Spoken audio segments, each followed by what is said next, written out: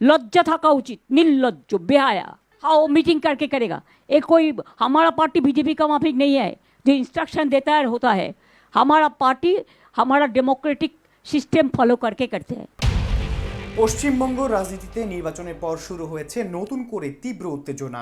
Vote লুট, অনিয়ম এবং গণতান্ত্রিক প্রক্রিয়া ব্যাহত হওয়ার অভিযোগ তুলে মুখ্যমন্ত্রীর পদ থেকে পদত্যাগ করতে অস্বীকৃতি জানিয়েছেন তৃণমূল কংগ্রেসের নেত্রী মমতা বন্দ্যোপাধ্যায়। আমরা তো হারিয়ে নিয়ে যাব, হারলে আমি যদি শপথ নিতে যেতাম তাহলে আমি রেজিগনেশনটা করতাম। এখন তো কোয়েশ্চেন ডাজন্ট অ্যারাইজ। জোর করে দখল করে যদি কেউ মনে করে যে আমি কি রেজিগনেশন দিতে হবে, no, not that. Election commission can defeat us, but morally I am telling you that we won the election. মঙ্গলবার কালীঘাটে নির্বাচন পরবর্তী এক সংবাদ সম্মেলনে তিনি এই অবস্থান স্পষ্ট করেন। ভোট গণনা কেন্দ্র নিয়েও গুরুতর অভিযোগ তোলেন তিনি। মমতার দাবি, সাখাওয়াত মেমোরিয়াল স্কুলে তার এজেন্টদের প্রবেশ করতে দেওয়া হয়নি।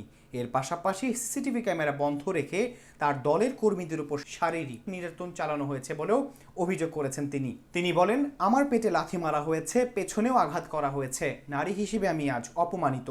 এই ঘটনার প্রেক্ষিতে তিনি আরো বলেন, যদি তার মতো একজন মুখ্যমন্ত্রী এমন পরিস্থিতির শিকার হন তাহলে সাধারণ কর্মীদের উপর কি ধরনের নির্যাতন চলেছে তা সহজে অনুমান করা যায়। তবে তিনি স্পষ্ট করে দেন যে দল ভেঙে পড়বে না। তৃণমূল কংগ্রেসের কর্মীদের পাশে থাকার ঘোষণা দিয়ে তিনি বলেন, আমরা লড়াই চালিয়ে যাব, ঘুরে দাঁড়াবো।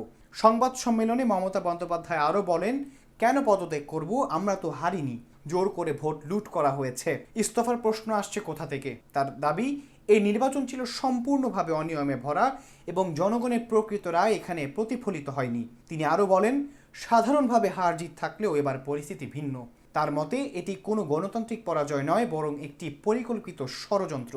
এছাড়া বিজেপি বিরোধী ইন্ডিয়া জোটের একাধিক শীর্ষ নেতা তার সঙ্গে যোগাযোগ করেছেন বলেও জানান মমতা। তার বক্তব্য অনুযায়ী সোনিয়া গান্ধী, রাহুল গান্ধী, অরবিন্দ কেজরিওয়াল, উদ্ধব ঠাকুরে, অখিলেশ যাদব এবং হেমন্ত সোরেন তাকে ফোন করে সমর্থন ও সমবেদনা জানিয়েছেন। তিনি আরও জানান, জোট ভবিষ্যতে আরও শক্তিশালী হবে এবং সবাইকে একত্রিত করে রাজনৈতিক লড়াই চালিয়ে যাওয়া হবে।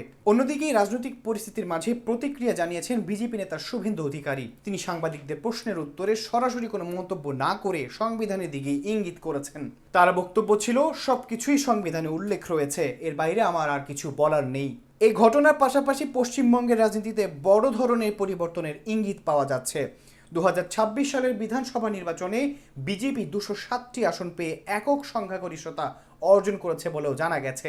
দীর্ঘ 15 বছরের তৃণমূল শাসনের অবসান ঘটিয়ে এই ফলাফল রাজ্য রাজনীতিতে এক ঐতিহাসিক পরিবর্তন হিসেবেও দেখা হচ্ছে। এছাড়াও তৃণমূল কংগ্রেস মাত্র 80টি আসনে সীমাবদ্ধ হয়ে পড়েছে। এমনকি মুখ্যমন্ত্রী মমতা বন্দ্যোপাধ্যায় তার নিজ এলাকা ভবানীপুরেও বিজেপি প্রার্থীর কাছে পরাজিত হয়েছেন বলেও দাবি করা হচ্ছে। এই ফলাফলের পর রাজ্যের রাজনৈতিক পরিস্থিতি আরও জটিল ও উত্তপ্ত হয়ে উঠেছে।